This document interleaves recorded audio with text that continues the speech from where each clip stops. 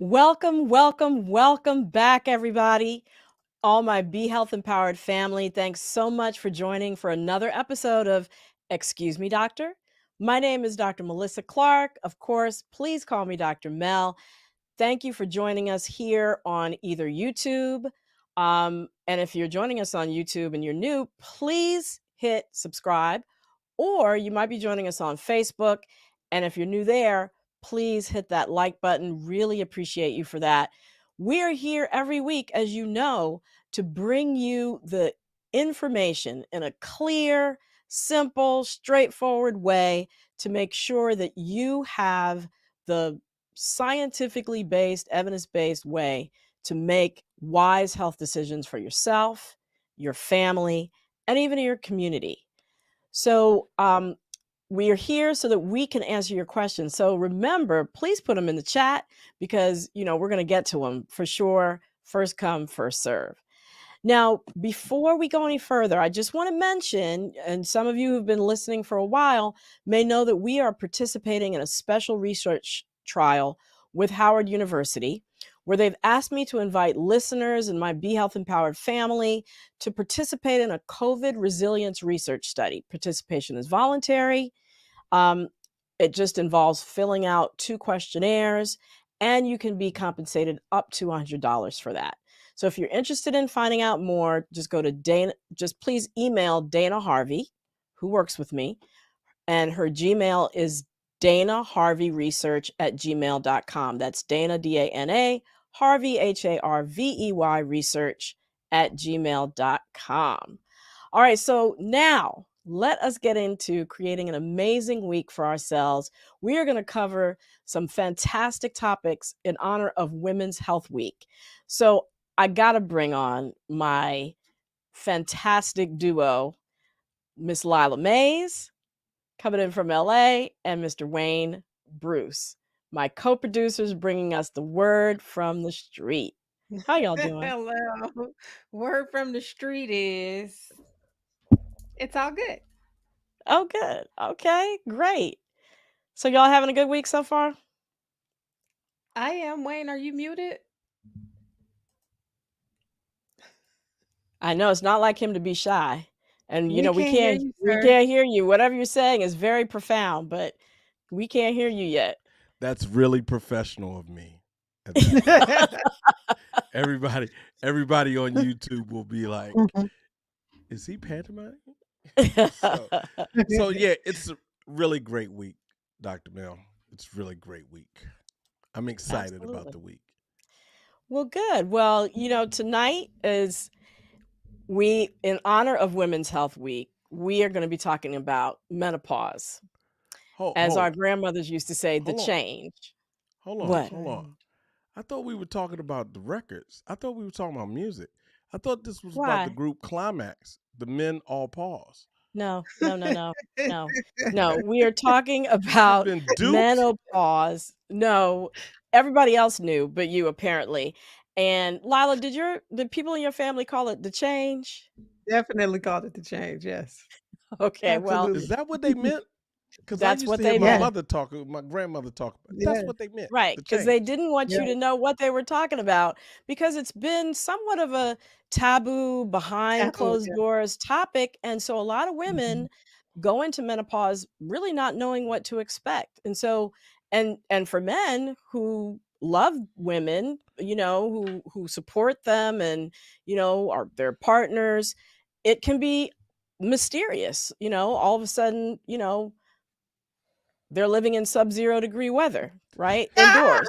Yes. They're And sleeping in so hoodies. They're sleeping in hoodies at night. sleeping in hoodies. So we want to demystify that tonight. We have an incredible guest who's going to walk us through menopause, the latest research, latest information. So please share it with anybody who you think will be interested. And stay tuned because we're going to be getting to that really soon. But as always, what do we have to start with? The The, numbers. the Right. recap. Here we go. Yeah. Let's recap. And we start with All the right. numbers, right? Yes. So numbers, COVID cases, 81 million plus, and we're headed in the wrong direction. Last week, we were adding about 56,000 new cases a day. This week we're adding 80,000 new cases.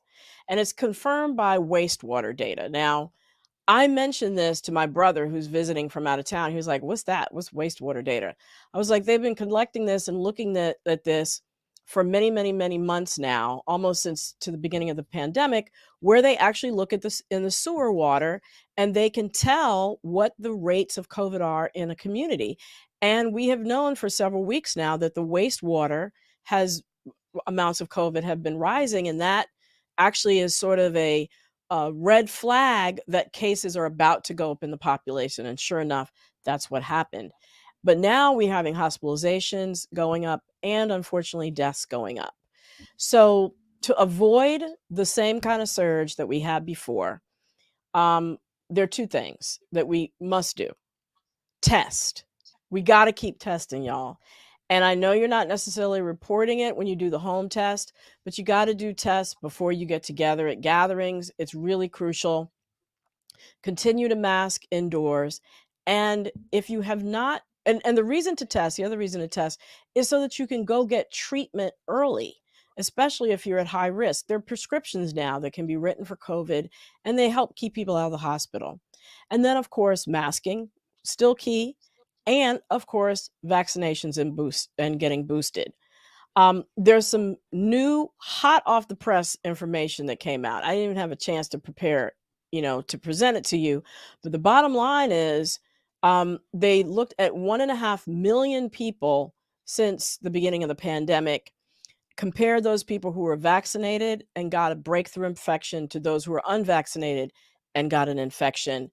Lo and behold, the rates of three really severe manifestations of long COVID, diabetes, high blood pressure, and heart disease, were much lower in people who got vaccinated. So that's yet another reason to get vaccinated to avoid those long COVID symptoms. So that's Okay. the numbers. Exactly. Okay. I'm sorry, I'm pixelating. I'm in the Matrix tonight. So if my camera is being wonky, that's what's happening. I'm in the Matrix. You But sound as long great as you though. can hear me, I was gonna say, as long as you can hear me, we're gonna keep rolling. But I am in the Matrix. It's- moving won't help you at this time. um. All right. I'm sorry, Mel. What did you say? Okay, Dr. Mills' mic is off. Now we can't hear Is you. it We're Mercury in all in the retrograde? Matrix. We're all in the Matrix, y'all. So, did you tap it? Did it come out of? No, There we actually, go. I'm going to be honest with you. I put myself on mute because that was a family member calling, and I just want to make sure everything was okay because that's what we do, Oh, and okay. everything is perfectly fine. So I'm going Great. to call Okay. her All back. right. Fantastic. We Okay. keep forward. Let's bring the This family to the people. yes. That's what we do. So moving on in the recap, this one is really fascinating to me. It's that the birthing age has risen. Yeah. Yes, it has. So it turns out that the number of babies being born to women in their 20s went down by almost 43%. That's But wild. I know, isn't it? But at the same time, it increased more than 67% for women aged 35 to 39, and by more than 132% for women between 40 and 44. That is something. Isn't it? And for Black women, the average age went up from 24 to 28. And it has to do with either decisions by college educated women who are not just women who are investing in their education, whether it's college or not, and their careers so that they can be better off financially when they do make the decision to have children. Or, just other women who are waiting to be more financially secure. Um, Mhm. and this is especially true for Black women. So having children later mostly puts women in a better position. They have more resources, more education, the things that parents need to be able to give children an easier time in life. It's get easier to get that when you're older. And so Shout that's what the trends that we're seeing. shout out to Janet Jackson, There you who go. Right? yeah, I think she was Almost 50 when she had 50. if Yeah. it, yeah. She had a 50. I Yeah. believe so. Yeah. Wow. And I'm a Ozark fan, and I read up about Laura Linney, who's the Mhm. lead, Yes. 49, her first child. Yes. Wow. Yep. Yeah. Come on, Laura Yep. Lenny. Absolutely. Absolutely. Interesting. Well, that moves us right on into the threat to women's rights because yeah, so women are having babies later, but some women, may not want to. Right.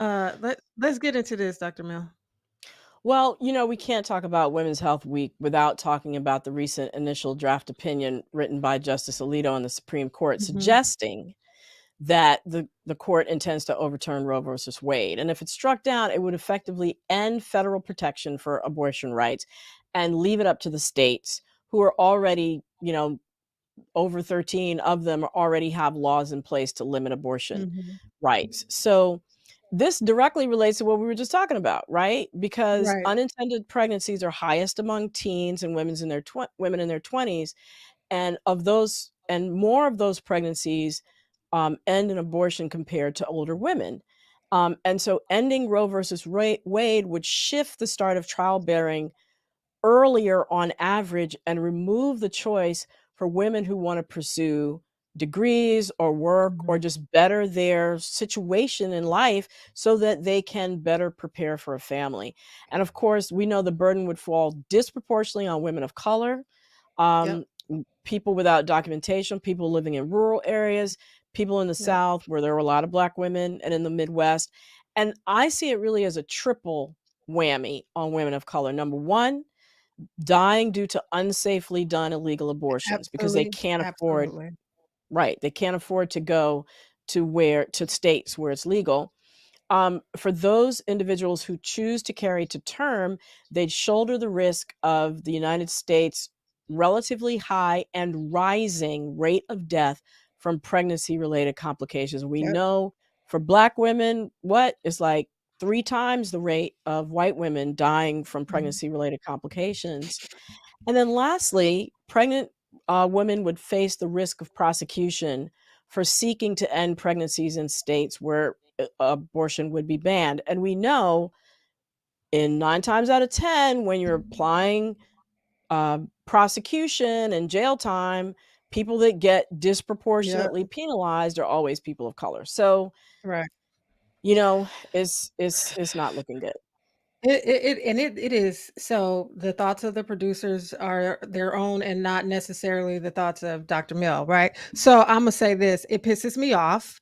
Why do you want to regulate what's happening inside of my body? Like there's so many other things to be concerned about. We writing whole briefs about friggin' abortion laws, like in 2022. It's just Yeah, crazy to me.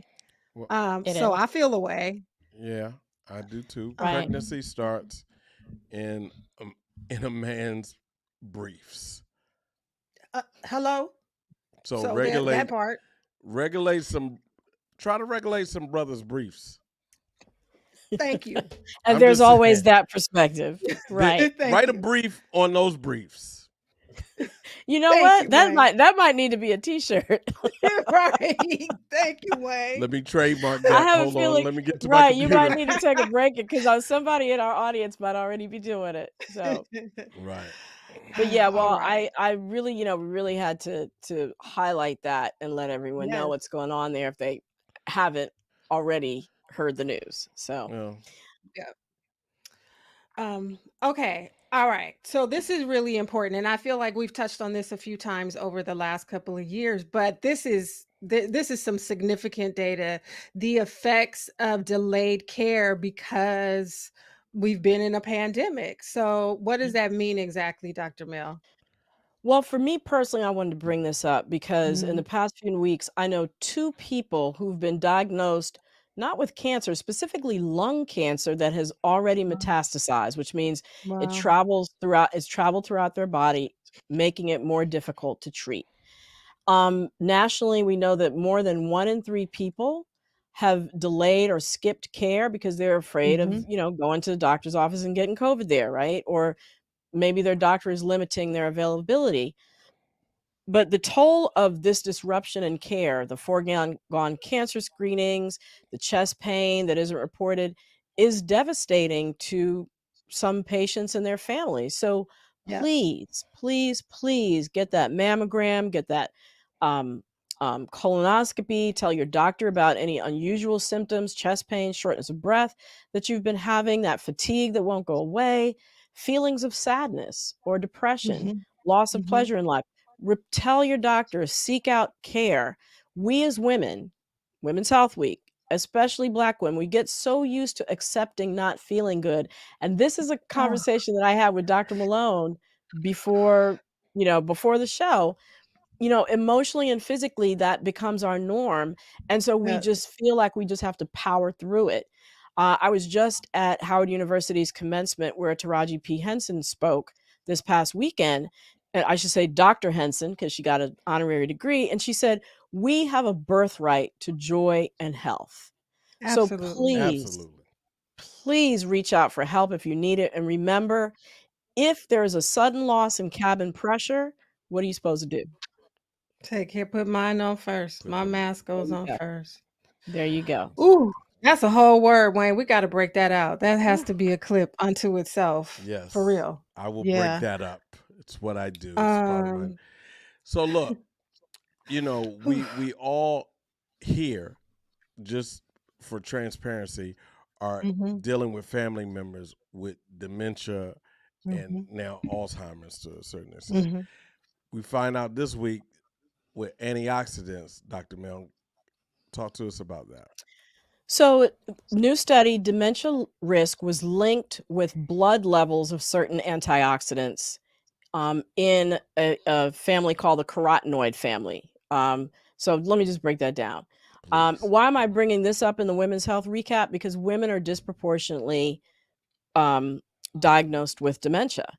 And so, what are the carotenoids? They are um, health promoting chemicals that are found naturally in certain fruits and vegetables, green leafy vegetables like kale, spinach, and broccoli, and orange fruits like oranges, papaya, and tangerines. These specific ones appear to protect the brain from damage from toxins over time. And so all the colors in our produce are important. The beige color, the Mhm. purple, the red, the orange, the green, each play a role in our health, which is why it's important to eat fresh fruits and vegetables. They help our bodies to heal, to detox, to renew themselves. And so always, remember that when you go to the grocery store. Okay. All right. Good stuff. All right. So what time is it? For The weekly debunk, serving misinformation in its tracks. so I got a text this week from Timothy Twitter Fingers. Actually, they call him Tim Tim on the courts. He said, I heard this vaccine out here killing athletes. He said, my main man, Baby Shorts, Hall of Fame point guard John Stockton, they call him Baby Shorts, said he knew over 100 athletes that have dropped dead after the shot. And he said he's not getting the shot. Timothy, I don't know about that, sir. Excuse me, Dr. Mill. Is that true? Remotely? No. Uh, Stories about professional athletes dying during soccer matches, basketball games after getting the COVID vaccine have been a recurring conspiracy theory since the vaccines were introduced. And yes, John Stockton did say that, but oddly enough, he has yet to produce any evidence to back that up. This is what is has been observed. The links between vaccines and athlete deaths are baseless. Professional leagues have not reported any uptick in cases or deaths specifically after vaccination. A representative from the National Football League said there were no vaccine related deaths or hospitalizations among the roughly 3,000 players in the NFL, 95% of whom are vaccinated. Um, a 2015 study, so this is pre COVID, in the NCAA showed that there is a risk of sudden death in athletes because mainly underlying heart conditions. And it varies based on gender and sport. So it's most common among male Division I basketball players. They have 10 times the risk of sudden heart cardiac death compared with all other NCAA athletes. Males have a higher risk than women, and Black men higher than other men overall. So there is already a risk of sudden death among certain players. We know that boys infected or young men infected with COVID-19 are up to 6 times more likely to develop heart inflammation um, than people who receive the vaccine. So COVID causes heart inflammation in young men more than the vaccine does. And of the 579 million doses of COVID vaccinations given in the United States, less than 0.002% have had a death reported at any time afterwards. And it doesn't mean, again, that it caused it. It means just a report of a death sometime after getting the vaccine. So, bottom line, athletes have sudden death. COVID leads to heart inflammation way more often than vaccines, and vaccines are overwhelmingly safe. All taken together, the athlete vaccine sudden death conspiracy theories don't have anything to back them up. So that's And it. there All you right. have it, Tim. Keep that on the basketball courts of the neighborhood. All right. Well, thank you, Lila and Wayne, for walking with us through the recap and the numbers. And we're going to see y'all back in a little bit, but we are going to move on to talk about menopause. You know, it as I mentioned before, it used to be a kind of a taboo thing when I was growing up to talk about it. Women, as a result, are entering menopause and sometimes have no clue what to expect and often suffer its debilitating effects, those that there are, in silence. Lately, I've seen online menopause support groups, but there's still a general lack of knowledge around menopause. And we're going to hear from our guests that there's really no large scale research going on to help find out more about preventing symptoms of menopause or treatments. And so um, we are really excited to welcome Dr. Sharon Malone, who is among the nation's leading obstetrician gynecologists. She focuses on the specific health challenges associated with menopause. She's the chief medical officer of Alloy Women's Health and a certified national menopause practitioner. Welcome, Dr. Malone. Thanks so much for joining. Thank you for having me, Dr. Mel. Absolutely. So let's get right into it. What is menopause and what causes it? Okay. Menopause simply means the age at which a woman has her last menstrual period. That happens about 51, 51 and a half for most women. For African American women, it comes a little bit earlier. Um, the menopause is actually confirmed when you've had your last period and 12 months later. That's when you know you've had your last period. But most of the symptoms start prior to that last period, during the period which is called perimenopause or the menopausal transition. And that's when women start to experience things like hot flashes, mood swings, insomnia, brain fog. And these symptoms can start anywhere from 4 to 10 years prior to that last menstrual period. Mm-hmm. What's actually happening inside our bodies? Like, what's causing the symptoms that you mentioned? Well, we sort of exist in sort of three reproductive stages. We have puberty that happens, 12 or 13, when you go from not being fertile to being fertile in the early stages. And then your reproductive years start, from your first period until you enter this perimenopausal phase. But when you enter the perimenopause or the menopausal transition, if you think of it, it's really like puberty in reverse. Just when your hormones are starting to gear up in the early phases of your reproductive life, as you come to the end of your reproductive life, your hormones are starting to fluctuate again very wildly. They're up one day, down the next, and that is what's really triggering a lot of the symptoms that we associate with the menopause. So it is the fluctuation of the hormones, estrogen and progesterone, and even testosterone in female bodies that is really causing this sort of total sort of maelstrom of symptoms that happens during the transition. Right, and a lot of people do experience it as a maelstrom. Um, thank you for mentioning the progesterone and testosterone because I think most people just think about estrogen. Um, and you mentioned the common symptoms, hot flashes, insomnia, brain fog. What are some of the lesser known symptoms? Because I've heard many associated with menopause. Sure. You know, there are over 30 symptoms associated with menopause, things that women don't really realize: dry skin, loss of hair, joint pain. Um, I'm trying to think of, and I mean, it just goes on and on and on. Menstrual irregularities that start to happen during the menopausal transition.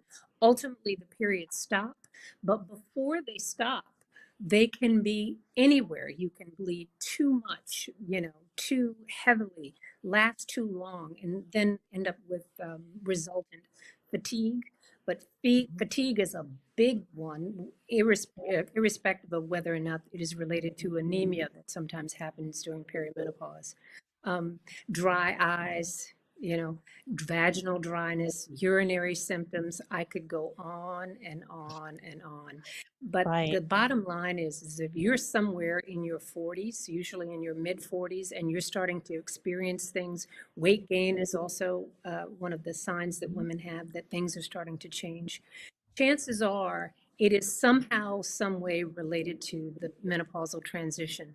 And I think the difficult thing is women don't realize what's happening. And as the symptoms aren't sort of stitched together in a complete narrative, you might see one doctor for your, you know, for your dry eyes. You see someone else because you've got digestive or gut changes, and someone else for this. And you really need to understand that about 80% of women will have one or more of these symptoms as they Wow. transition, but they That's a don't. lot. That's a lot. And, Yeah. you know, for the 20% who go through this transition without symptoms, yay for you. But that is not the lived experience of most women who are going through perimenopause and into menopause. Right. You mentioned the bleeding and the variability in bleeding. Um, when is it of concern if you haven't had a period in a while and then all of a sudden you start bleeding again? Right. Here is this is the importance of why we say you're menopausal when you have not had a period for a year, because Mhm. up until that time, until you have been a full year with no periods, anything is fair game. Your Mhm. periods in the early phase of perimenopause, typically the periods start to come too soon.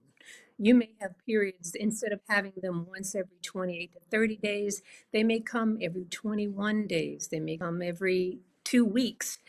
That's a problem. And particularly when you're bleeding too often, too long, because as I said, it can lead to anemia. Um, Women also experience, they may skip periods for 2 or 3 months and then have one huge period where they're bleeding through to their clothes or to their sheets at night. And obviously, this can be very embarrassing and distressing, not Mhm. knowing when your period is going to come and whether or not you're going to get up from your seat in the middle of a meeting and, you know, have bled through to your chair. And Right. that happens a lot for women in this transition. But typically, what's abnormal? What's abnormal is heavy bleeding. And when we say heavy as gynecologists, we mean bleeding through more than a pad of tampon an hour for more than 24 hours. It's, you may have gushes from here and there, but consistently heavy bleeding is a problem. And if you do this month after month, then it's very easy to see how you can end up being anemic and causing problems from that point of Right. view. And also too, if that year passes where you don't have a period and then all of a sudden you start bleeding after that year, you definitely need to see a OBGYN, correct? Exactly. And the reason, and that's why we give you a year, up to a year, you kind of get grace on, you know, anything is fair game. You can go 10 months, no period, have a big one. And that doesn't necessarily mean that something is wrong. But if you've gone a year or more and you have not had a period, and then you start bleeding, that is the signal that you do need to see your doctor, because you have to look for other reasons that you may be bleeding other than just being in the menopausal transition. Makes perfect sense. So we've talked about menopause. Is there anything that we can do to lessen the symptoms? Yes, I think that, as I said, what you do to be healthy generally are the same things that you do that help to ease menopausal symptoms. So your exercise matters, your diet matters, staying physically and mentally engaged, having a sense of community, talking with other women who are going through this really does help to have the support. And I think more than anything, what sort of dials down some of the anxiety about some of the symptoms that women have is just having the information that they need, so you're not worried that something's terribly wrong with you. And I think that we are in a position now where women should have the same sort of education and information as they transition into menopause that a young girl would have if she was getting, her period for the first Right. time. Think Right. about how horrified and scared you would be if you had all those symptoms in the beginning and you had no idea what was going on with you. Hmm. So, I mean, I think education is key. And I think that after you've adopted a healthy lifestyle and you've done all the things that we talk about, don't smoke, limit your alcohol, exercise, eat right, get community, and you've done that, every woman knows when they get to the point where they say, this is not normal.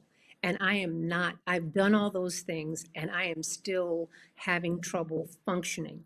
Then that is the time when I think, particularly for African American women, they should consider options such as hormonal treatment for a hormonal problem.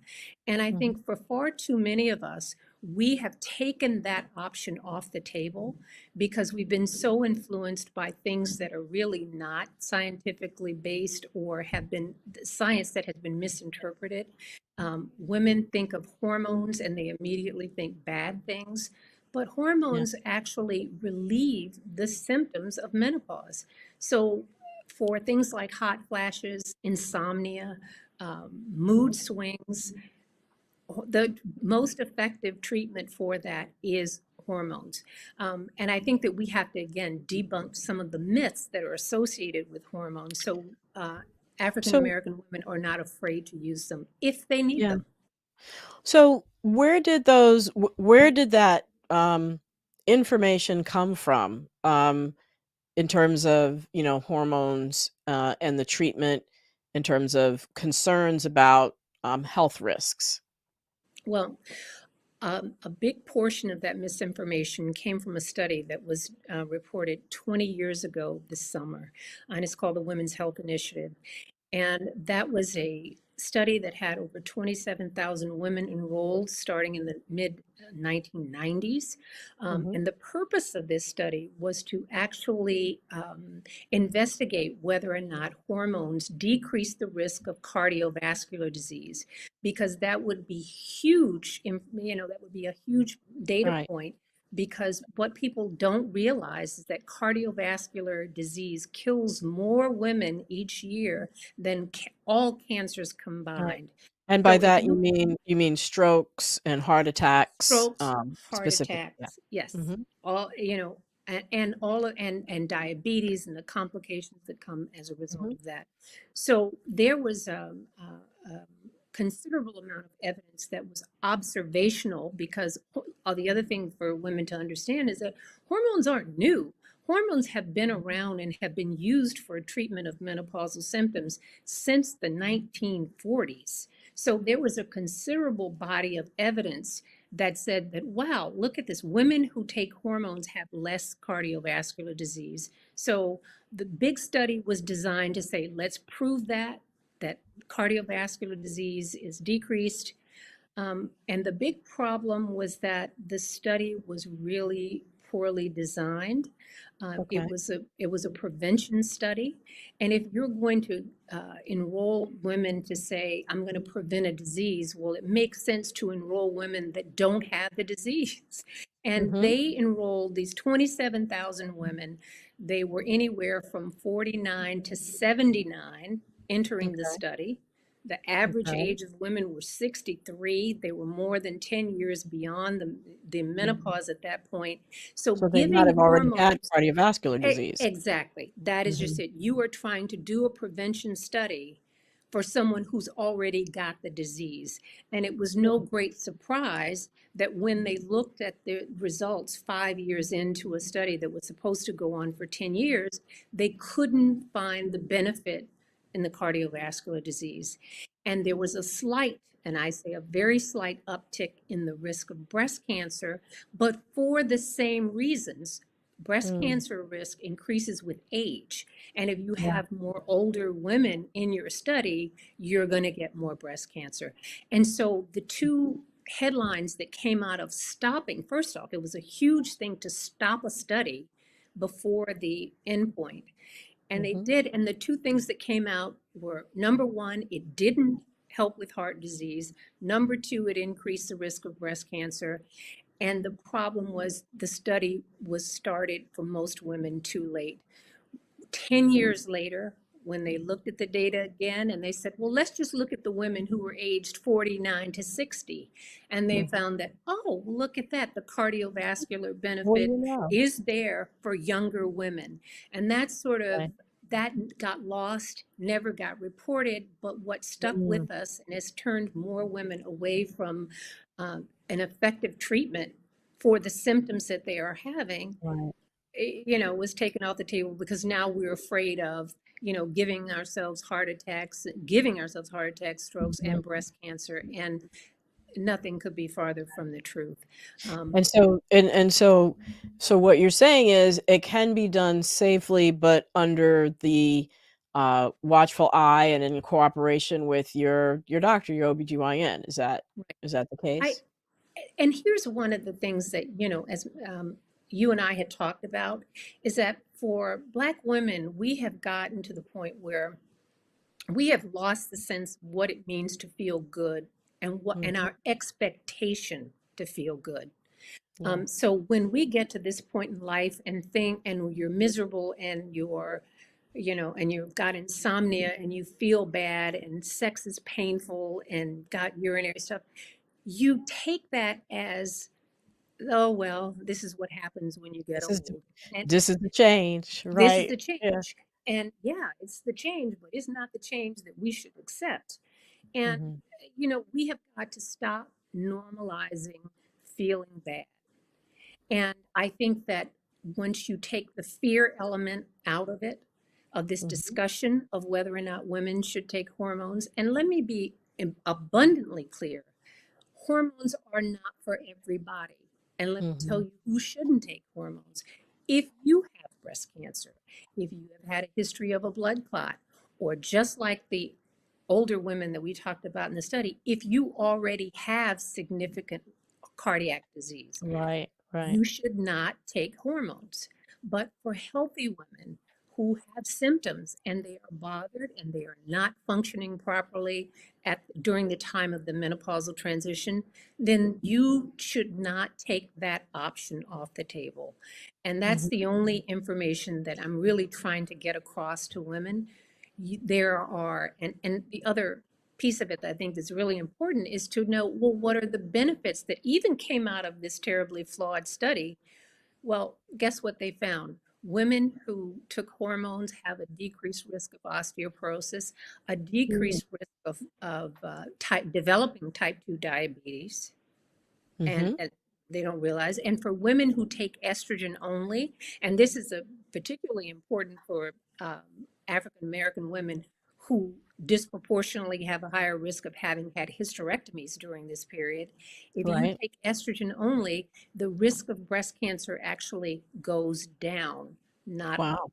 And it is Wow. only women who take estrogen plus progestin that they even found the slight increase that they did. So, Mhm. knowing what your risks are, and I think that again, and last thing that I will say that did not ever make it into clinical practice is that even observing women, and again, we're talking women between the ages of 49 and 60, Mm-hmm. Even taking into account everything that we talked about, when they followed them up 10 years later, the women had actually a 30% decrease in all cause mortality. And that just means dying Wow. from any cause whatsoever. Wow. Your risk of dying is decreased having taken hormones, not increased. And So people would I think want that's to the I want to try to get in one more question before we get to the sure. audience. And that's one of the other things that we talked about. You talked about all cause mortality. So I want to bring up one other disease that we mentioned in the recap, and that's dementia. Mhm. What is some of the evidence that is a linking menopause with the fluctuating and falling hormone levels to a higher risk of dementia later in life? Okay.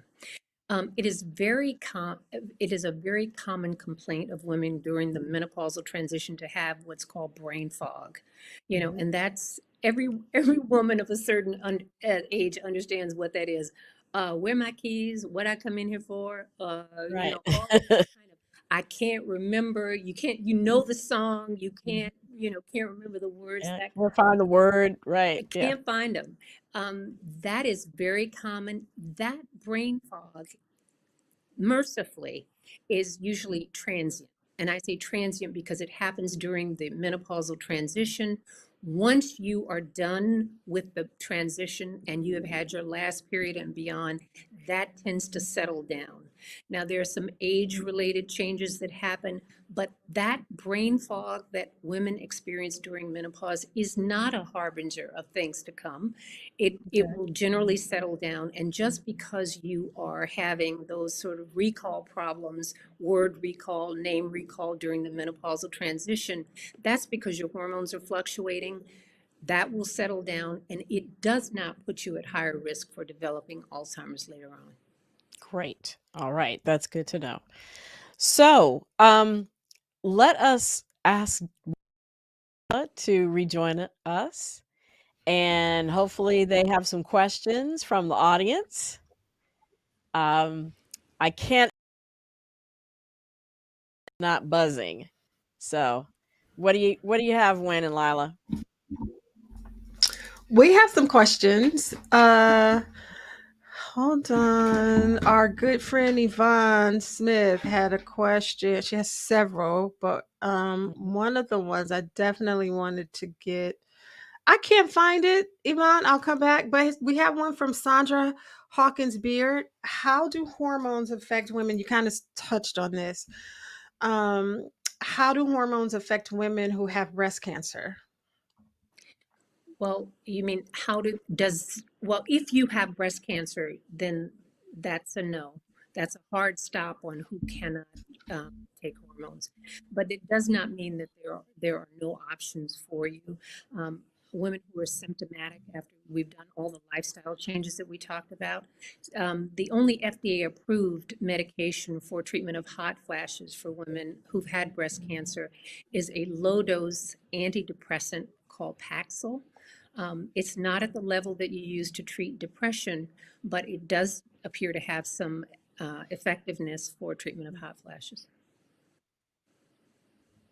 Great question, Sandra Hawkins Beard. Indeed. Yes.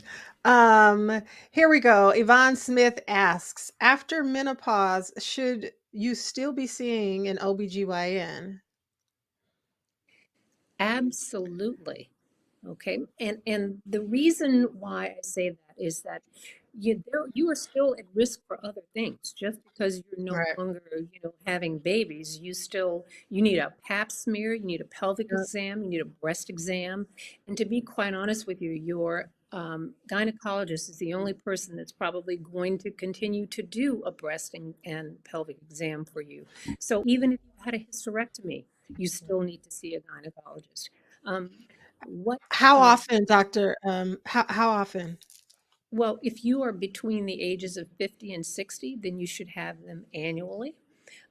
After the age 60, and I say even 65 probably is a better time to say that as you get older, you're less at risk for certain things. You don't need pap smears as often.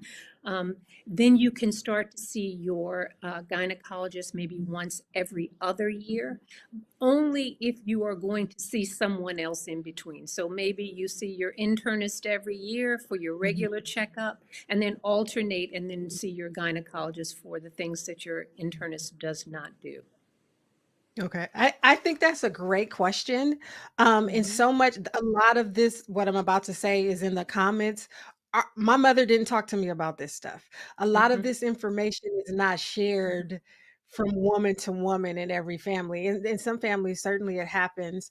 I was always under the impression that once menopause started and or women had a hysterectomy, they didn't have a need to see their OBGYN anymore. Yeah, that And was a good question. figured out that that was not the case. Well, Um, here's something that you don't really think about, and women don't talk about. But just because you've had a hysterectomy or just because you've been through menopause, women don't get their issues addressed about their sexual function that happens after menopause. And women start to experience things like vaginal dryness, pain, frequent urinary tract infections, which can be treated very simply with just topical estrogen. And that's something we didn't talk about. When I say topical, I mean vaginal estrogen. Creams. You Yeah. don't have creams or tablets, you don't have to take full dose hormone replacement if the only symptom that you have is vaginal. And that is a very common complaint. Women are very reluctant to talk about it. Nobody wants to talk about painful sex. I mean, we talk, you got Cardi B talking about, wow. Well, nobody wow, talks about right. the DAP that The happens. DAP. Okay, Yes. That's another t-shirt. It's a real thing. yeah, it's a thing. It's a thing. And if you don't tend to it, it's Wayne, you not going to okay? get better on its own. Look, It gets worse. So, you know what? If you don't, and if you're not going to, if we're not comfortable talking about it with each other, then you need to talk to your doctor about it. And don't be embarrassed to talk to your gynecologist about it. Men don't have a problem explaining, what their issues are and going in and getting that little blue pill. Well, women need to go in and realize to say that, we do not cease to be sexual beings because we are menopausal. And that's a big, big issue. And I think that that's one of the reasons that when I left clinical practice a year and a half ago, I joined a telehealth startup called Alloy Women's Health. And what we do is we provide education so women understand, I have this symptom. You can go, you can read about it, you can say, all right, maybe this is for me. It allows you to be able to answer questions about your health, have them reviewed by a doctor on the Alloy Health, and you can get your prescriptions for hormones, be it systemic hormones or topical vaginal hormones, and you can get them delivered directly to you. And it is just like the Hims, hers, the Roman model, how men get ED medication. And here's another thing that really drives me crazy, because we spend a lot of time telling women what they can't have. And I believe that if you give women the information that they need, women need agency. A doctor, my position as a doctor is not to tell you what to do. I give you the risks, I give you the benefits. You decide whether or not that's something that makes sense for you, and you should have access. And here's another little data point here, because, for African American women, we tend to enter menopause earlier, have more symptoms, and those symptoms last longer, and we are least likely to get a prescription for hormone therapy when we are bothered. And that's a problem on any number of levels. It's the same thing, not knowing that this is something that you can and should have access to, and someone really not, and sometimes not being heard or, being embarrassed to be able to bring these things up. So this is where we've got to change that paradigm. Mm-hmm. And this is really to empower women. Go figure it Right. out. I don't want to tell you yes or no, or you can or cannot. But just like men can decide, if they tell you with Viagra, you might go blind, have an erection that lasts more than 4 hours, that you have to go to the emergency room for, or have a heart attack right there on the spot. And men go, And they'll okay, all right, okay. it's worth it. It's worth it. Yeah, I'll, You know, I'll I'll roll with that. Yeah. but I women, mean, if it's they tell you amazing. Yeah. you might get something 20 years from now, I'm not sure, but you might. So you better not take that. That is how we have treated access Right. to hormones for women. Well, Right. maybe, so That's let's just be excellent. That's an safe. excellent point. I mean, Hmm. and you mentioned African American women are less likely to do it. It also has to do with access to care too. Just Sure. ask, and having the time and the luxury to be able to go to your doctor on a regular basis. So, yeah, I think that those are all excellent points. I want to make sure we can get in a couple more questions before we Wayne, We can't hear you, Wayne. are you put yourself back on mute? He's stunned. He's stunned He's silent. stunned, right? He's stunned I by it have a. all. We can't hear you, so I have a two-parter while you get that together. We still can't hear you, Wayne.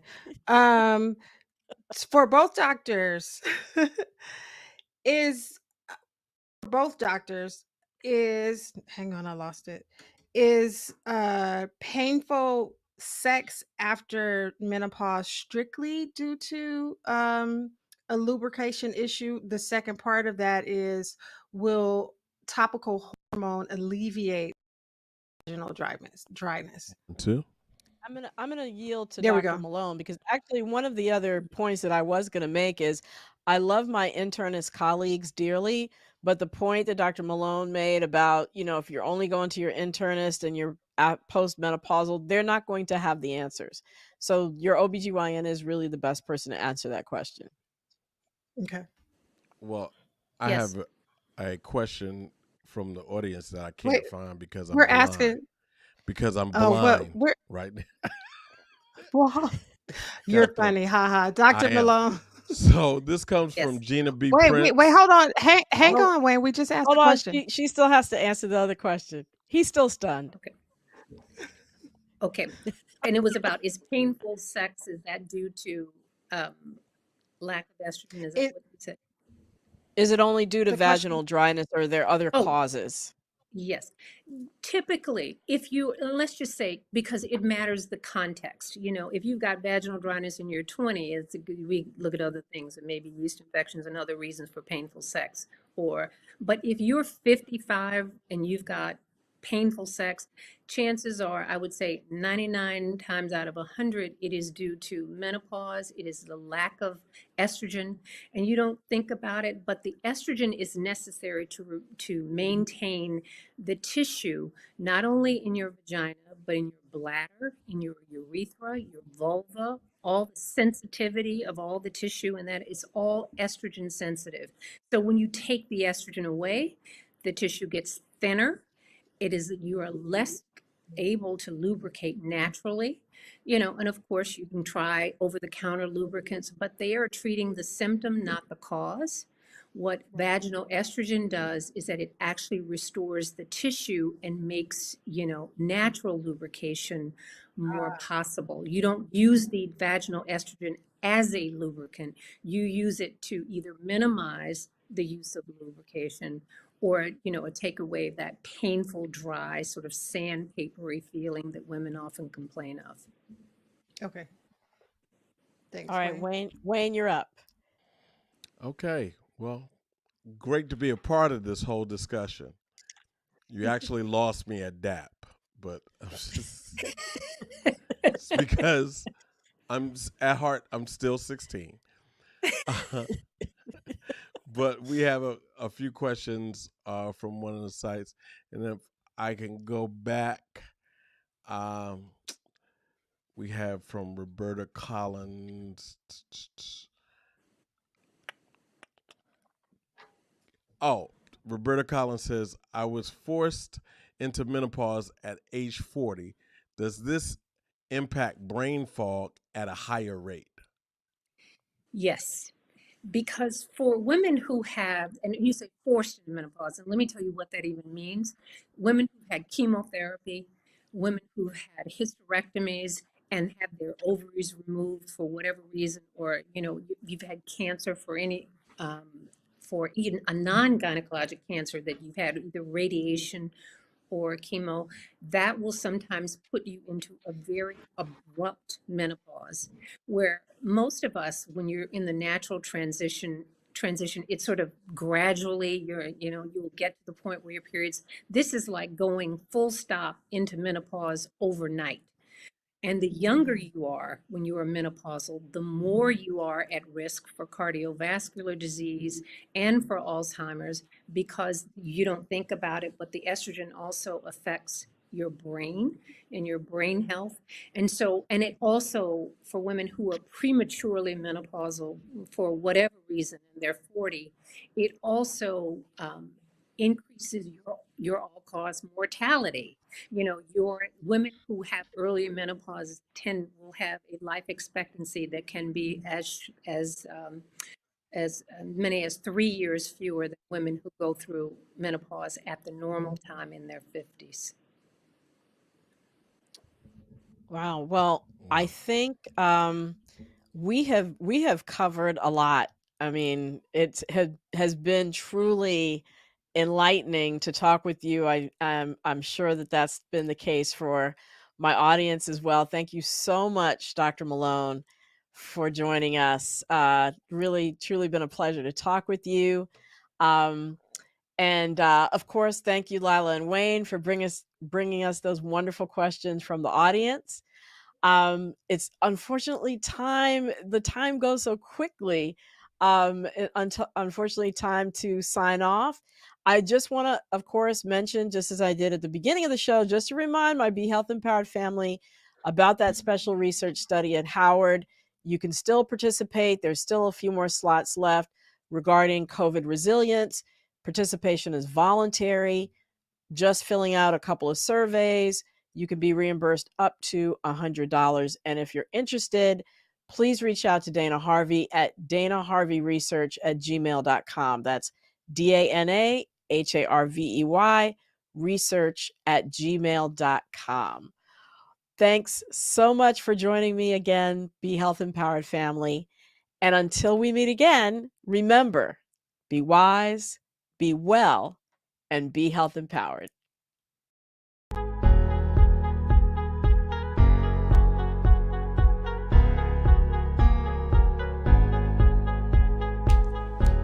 I'm on fire. This one here is vaxxed and boosted.